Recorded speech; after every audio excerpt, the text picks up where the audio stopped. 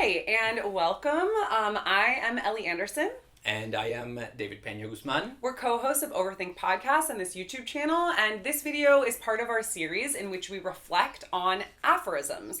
Aphorisms, or short, pithy phrases, are frequently found in philosophy, and if you are like Nietzsche, you want to treat big ideas like baths, quickly gotten into and quickly gotten out of. Sorry for that completely unnecessary... a kind of like butchered Nietzsche quote. I don't know if that was the best entrance, but today we are not talking about Nietzsche, but another philosopher who wrote aphorisms or moral maxims, La Rochefoucauld. So, David, tell us a little bit about this aphorism. Yeah, and so let me grab my computer because I need to get the aphorism right, but it is an aphorism from Francois de La Rochefoucauld, who was a 17th century moralist who wrote about conduct and about right living, and he wrote in aphoristic form. We will talk about some of the thinkers in this series that do that. But it is important to note that the aphorism, even though it's a really powerful means of philosophical expression, it's also an intimidating one. Oh my gosh. I have tried to write an aphorism. Were you in that class in grad school where we were assigned aphorisms? Yes, I was in it. Mine were, we should do in one of the videos of this series, we should talk about our aphorisms in grad school. I don't have them. I probably have them on my computer. I'm sure they were so bad. Anyway. But I've also assigned my students to do them, and it's very hard to pack a complete thought into one sentence. Yeah. To make it pithy and brief, to give it that nomic form, that's what it's called, to have it be compact. And also have it be playful. And so you end up spending a lot more time writing one aphorism than you would a few paragraphs on an idea. Oh, yeah. Anyways, so it's an intimidating form, but it's also a very rewarding form. And you see that reward in La Rochefoucauld. And the aphorism that I have here, it is from Reflections or Sentences and Moral Maxims, which is here a translation from the 1678 and 1827 editions. And so the text goes as follows. This is aphorism number 84.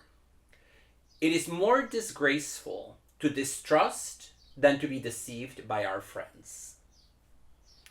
It is more disgraceful to distrust than to be deceived by our friends. Okay, so it sounds like the idea here is that we should extend generosity of spirit to, is it our friends or to everyone? So one question I have actually is it more disgraceful to distrust our friends than it is to be deceived by them? Yes. Or is it more disgraceful to distrust anyone than it is to be deceived by our friends? Oh, interesting. Look up the French and I'll keep talking. I don't think I have the French readily available. I'm actually not entirely entirely sure, even though we both know French, I'm not actually entirely sure whether even seeing the French would clear it up, but maybe you could take a quick moment and I'll just riff on the idea for now. So certainly this idea that, it's unfortunate to be deceived by your friends, but we shouldn't go about our lives withholding trust because that is a possibility, because deception is a possibility. We should instead, trust. It's better to trust and sort of be burned than it is to distrust. Yeah. So I took it to be about friendship. When it comes to friends, is it better to distrust and keep a distance as a way of protecting the self? Or is it better to trust another person even if you ultimately end up being deceived? Yeah. So I took it to be that it's specifically about that rather than distrust in general. I have La Rochefoucauld's Maxims. Oh, keep talking. So I think I found the French. Here we have it. Okay, read it and I'm getting this book. Yes, it is. It is specifically about friends. So in French, the aphorism goes as follows. Il est plus honteux de se défier de ses amis. Honteux or no? Honteux. Yeah. Okay. Il est plus honteux de se défier de ses amis que d'en être trompé. Okay. So yes, it's more disgraceful to distrust your friends than it is to be deceived by them. Yes, exactly. Okay. It is more shameful. Which number was it? It is 84. Okay. Okay, cool. So then that does mean that the scope, yes. Because part of the reason I wanted to clarify that is because I feel like it's one thing if he's talking about distrusting in general, right? But it No, seems no, like no. we should be generous of spirit with our friends. What do you think about this? So first they mistranslated onto as this. Bro, you can put your computer away. Yes, Look, we got French and perfect. you should have asked me for this. Well, I didn't know you had the French copy, and I didn't travel to No, LA no, with my book. I didn't know I had the French copy either. Actually, Okay. I like forgot that they were facing. But yeah, this Oxford World's Classics version has French and English both together. Sorry, Yeah, I okay. interrupted you. So, I mean, let's just take our own.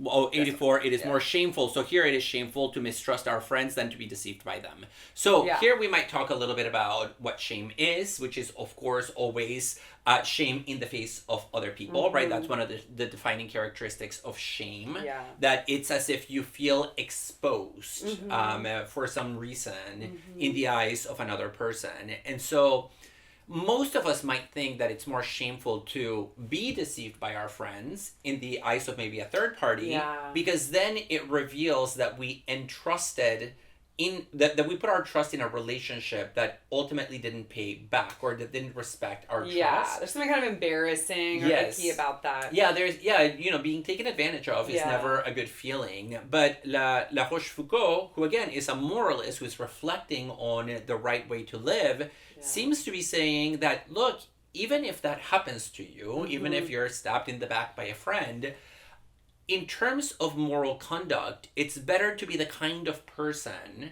who puts their trust in other people, because what is the alternative? The alternative would be to go through life never trusting, never making friendships, never building bonds out of the fear that you might be betrayed, which, let's be honest, is always a possibility with no matter who you're talking about. Yeah, here, I'm gonna just look at one quick other thing here. So, and I think shame is right. Like, honteux is shame. It's more shameful. So, I think I would want to preserve that. The translation that we had here, I don't think is it's not so good as it's not as good as this one.